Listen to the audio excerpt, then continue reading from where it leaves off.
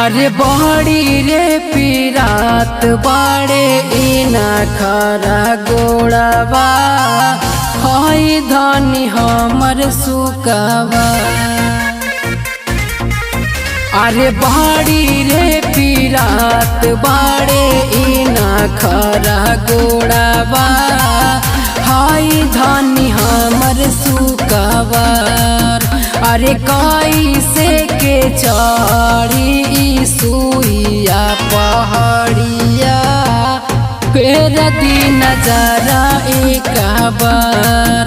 अरे कैसे के चढ़ी सुइया पहाड़िया फेर दी नजरा एक बार। अरे बड़ी रे पीरात बड़े इना खरा गोड़ावा हई धनी हमर सुकावा।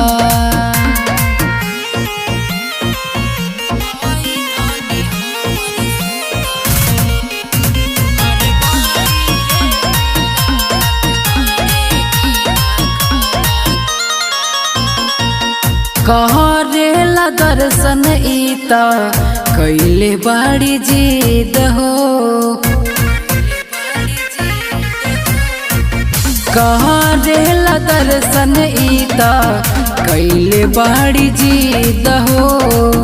तोहरे पबाटे बाबा हमरो उम्मीद हो। अरे चालत चालत राहिया में होई गइल भोरावा जलवा ढारे के विचार। अरे बड़ी रे पीरात बड़े इना खरा गोड़ावा हई धनी हमर सुकावा।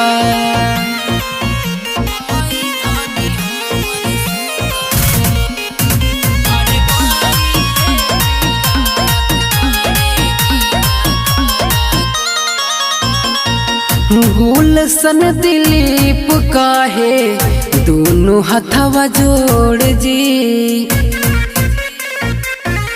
हाँ हाँ गुलशन दिलीप काहे दोनों हथवा जोड़ जी। इतन बहाड़े अर्जी बाबा सुनली न मोर जी। आज महाकाल लिखवैले बाड़ी अपना लीलार पा बोल बम के बोला तारी जयकार। अरे बाड़ी रे पीरात बाड़े इना खरा गोड़ावा हई धनी हमर सुकावा।